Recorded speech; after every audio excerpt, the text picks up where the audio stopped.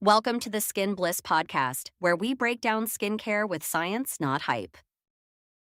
You know that exact moment you're standing in your bathroom and the lighting is just a little too harsh. Oh, it always is. Right, and maybe you're brushing your teeth or something. You lean over the sink to inspect some minor thing and suddenly you see it. A spot. A spot right there on your cheek or your forehead or, maybe near your temple. And, with absolute 100% certainty that it was definitively not there yesterday. The internal claxons immediately start blaring. It's a completely universal experience, especially once you cross that threshold into your 30s and beyond. Oh, it is full panic mode. You start mentally cataloging like every single time you forgot sunscreen in your 20s. Yep. You're wondering if you need to call a dermatologist immediately or if you should, just invest in industrial strength concealer. And that's exactly why we pulled this specific stack of sources today. We really needed to dig into this one. We did. We've got Clinical Dermatology Journal, some really fascinating clinical trial data, and skincare market analysis, all focused on aging at 30 plus. So our mission on this deep dive is to use this data to stop that spiraling panic. Because the panic is usually entirely disproportionate to the reality. Exactly.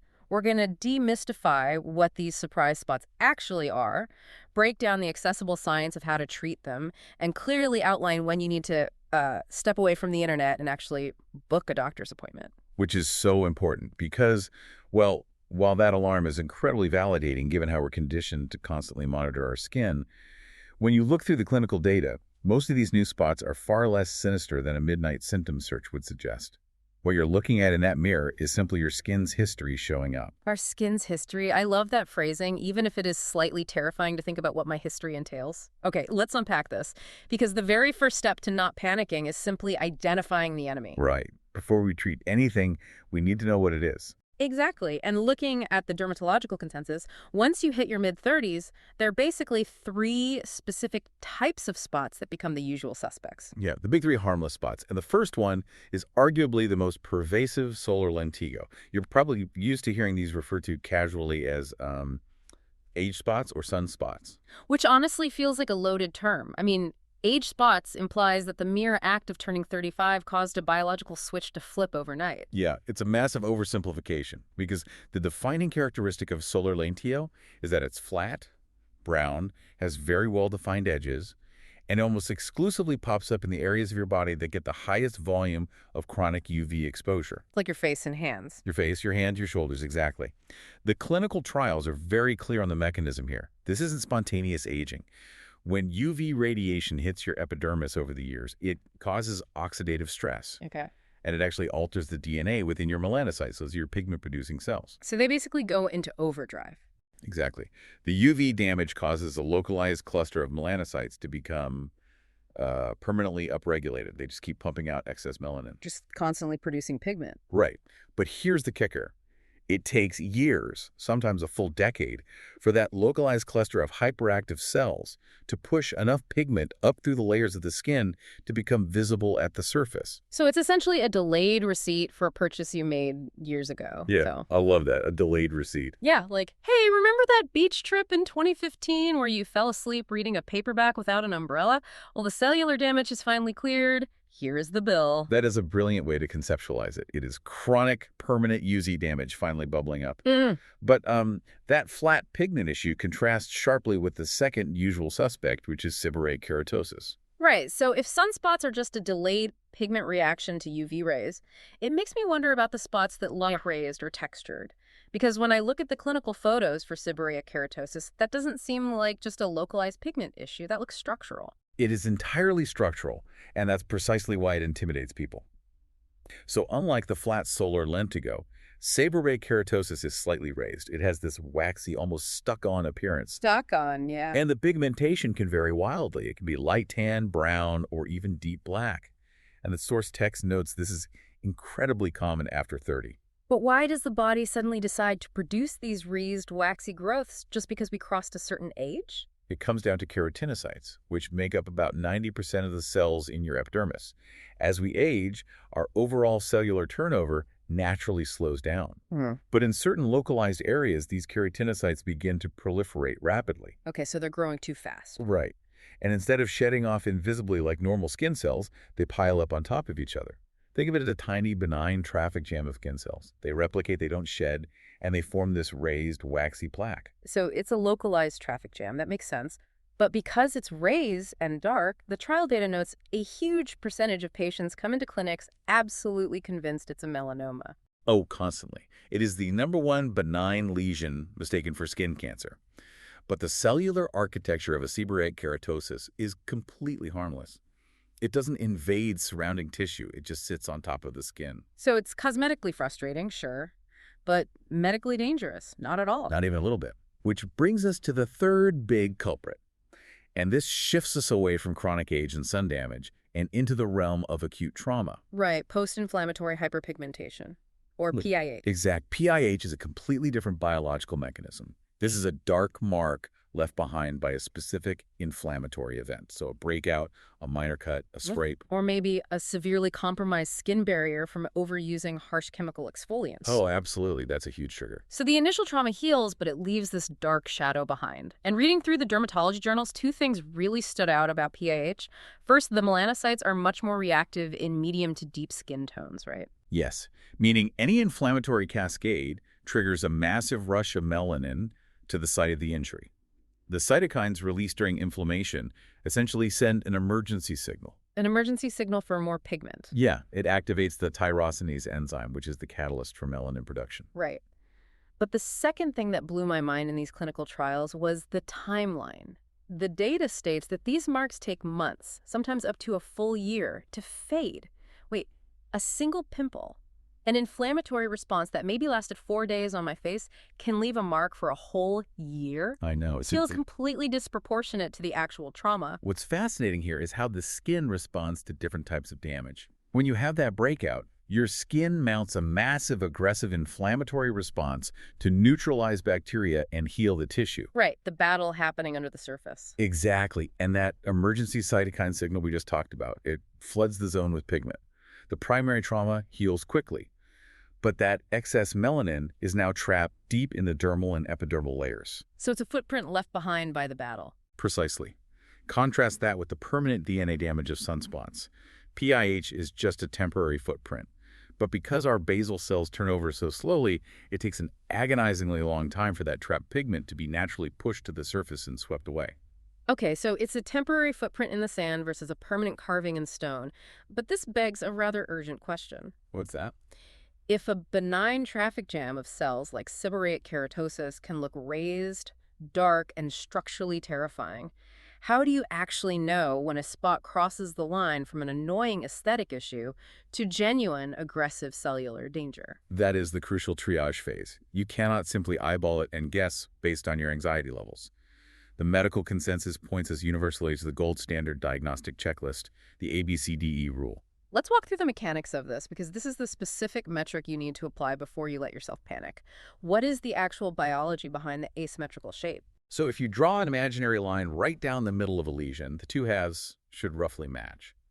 Benign spots, like our sunspots, are formed by relatively stable, predictable cellular growth, so they tend to be symmetrical and round. But malignant cells? They divide chaotically, they don't respect normal growth patterns, which results in a lopsided, asymmetrical lesion. Which perfectly explains B irregular borders. But I want to clarify something here, because I have a sunspot that is perfectly round, but the edges are just a little fuzzy.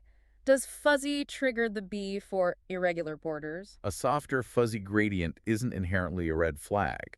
What you are actively looking for with irregular borders are scalloped, jagged, or poorly defined edges. Like where the pigment looks like it is bleeding out into the surrounding healthy skin? Exactly. Again, this goes back to the mechanism of cancer. Malignant cells do not respect tissue boundaries. They actively invade surrounding areas, which creates those jagged, creeping borders. Okay, that makes perfect sense.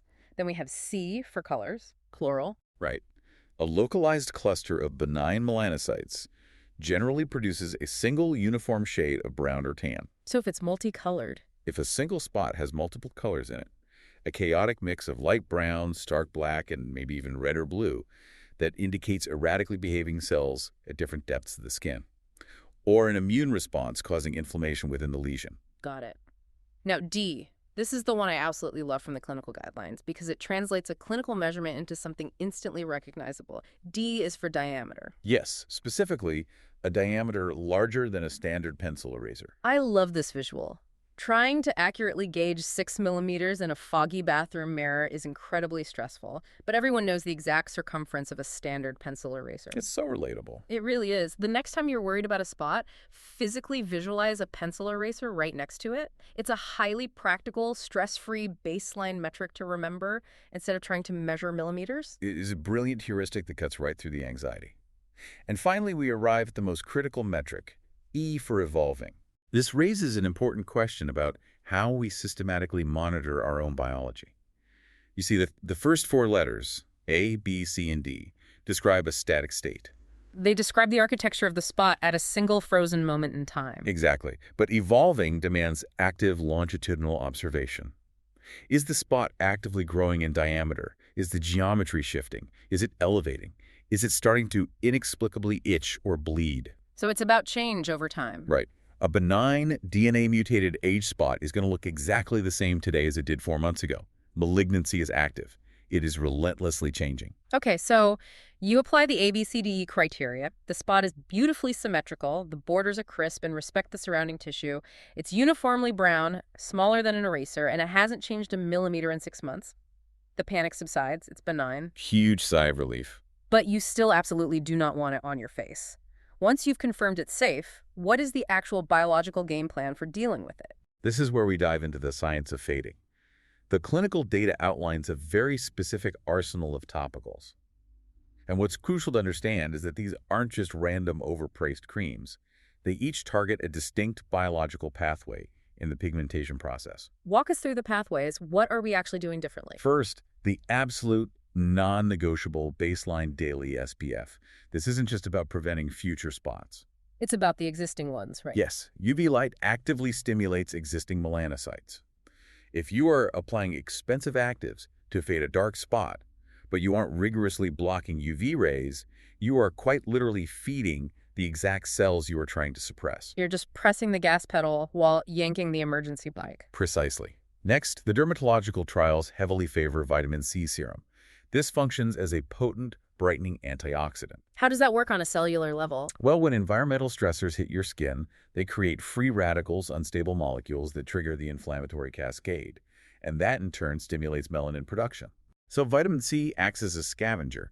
It neutralizes those free radicals before they can ever send that emergency signal to your pigment cells. Here's where it gets really interesting, though, because when we look at the next two actives on the list, niacinamide, followed by AHAs and retinoids, they're doing fundamentally different jobs. Very different. Think of niacinamide as a microscopic roadblock.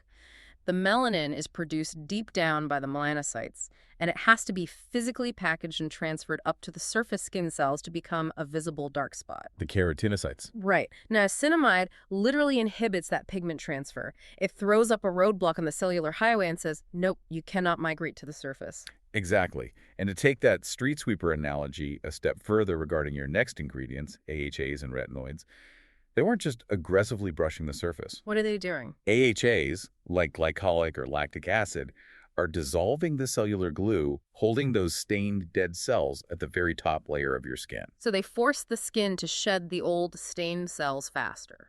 Yes. Meanwhile, retinoids are penetrating deeper, upregulating cellular proliferation from the basal layer. You are chemically dissolving the old pigment at the top and accelerating the birth of fresh, unpigmented skin from the bottom. Okay, but I have to play devil's advocate here. Because if we are aggressively sweeping away skin layers with acids and forcing rapid cell turnover with retinoids while simultaneously throwing up roadblocks with niacinamide, aren't we risking a severely compromised skin barrier? It's a very real risk. And didn't you just tell us 10 minutes ago that a compromised barrier triggers the exact inflammatory cascade that causes PAH in the first place? It sounds like we're risking a massive rebound effect. That is an incredibly astute observation, and it highlights exactly why the clinical trials emphasize formulation and cycling. If you apply high-percentage AHAs and potent retinoids simultaneously every single night, you absolutely will destroy your lipid barrier. And trigger that severe inflammation. And induce massive rebound hyperpigmentation. The science of fading requires a delicate, highly calibrated balance. You are constantly walking a tightrope between stimulating cellular turnover and maintaining a robust, hydrated skin barrier. Which perfectly explains the massive caveat that kept appearing in all the clinical data, the factor of time. You cannot shortcut the biological skin cycle. Because you have to manage that inflammation tightrope, you cannot just aggressively burn the spot off with topicals in a week. Right, your skin just doesn't work that fast. No. The data confirms that due to the natural basal cell turnover rate, most hyperpigmentation requires a minimum of 3 to 6 months of consistent care to show a statistically significant response. 3 to 6 months. Which brings us to the psychological reality of all this. We have the chemical tools, the free radical scavengers, the roadblocks, the street sweepers, but we desperately need to manage our expectations. Otherwise, we're going to assume the routine is a failure when a spot doesn't magically vanish overnight. Ex- It is a harsh but biologically necessary truth to extract from the research. We have to clearly differentiate between fading and erasing. Even the most perfectly formulated topical regimen will primarily fade benign spots. Making them significantly less noticeable, but not gone. Right. They suppress the melanocytes and clear the superficial pigment, but topicals rarely erase permanent UV DNA damage completely. Prevention, like SPF, is always more effective than correction. Now, the market analysis does cover professional dermatological interventions, right? It does briefly mention them. If you utilize targeted lasers or chemical peels, you can physically shatter that trapped pigment and clear the lesions much faster. But the clinical consensus stresses that for purely benign spots, these highly intensive procedures aren't always necessary. Provided you have the patience for the topical approach. Exactly. So what does this all mean? If creams won't totally erase the spots and the biological clock requires half a year of walking an inflammation tightrope just to see them fade, is the 6-month routine even worth the effort? The data suggests yes, but only if you systemize your approach. The highest failure rate in these trials wasn't due to ineffective chemistry. It was due to a lack of consistency. Human error. Completely. You have to cycle your AHAs, apply your vitamin C, titrate your retinoids, and maintain your SPF barrier every single day without triggering rebound inflammation for months. That is a lot to keep track of in your head. And that is exactly why the market analysis points toward adherence tools like the sponsor mentioned in the source material, the Skin Bliss app. Right, the Skin Bliss app. The industry is recognizing that patients need structural support. When you're staring down a 6-month timeline, human nature virtually guarantees you'll forget steps, over-exfoliate, or just lose motivation. We've all been there. Exactly. So a tool like the Skin Bliss app allows you to systematically build and track this exact calibrated routine. It tracks your active days versus your recovery days, schedules your retinoids so you don't overlap dangerously with acids, and enforces the SPF habit. It's essentially outsourcing the massive mental friction required to manage these stubborn spots over the long haul. Which ensures you don't compromise your barrier in month 2. Outsourcing the intense discipline to beat the biological clock.